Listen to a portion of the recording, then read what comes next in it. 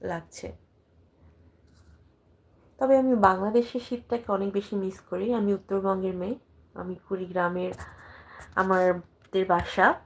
আর তো কুড়িগ্রামের সেই শীতকালে সেই শীতটাকে আমি অনেক মিস করি। শীতের সকালে যখন দেখতাম সকালে ওঠার পর সকালে প্রচুর কুয়াশা থাকতো। সেই কুয়াশায় হাঁটতে বের হতাম। আমার মা, আমার আপু সকালে হাঁটতে বের হতাম এবং অনেক ভালো লাগতো। সেই সকালটা ফিলিংসটা ছিল অন্যরকম।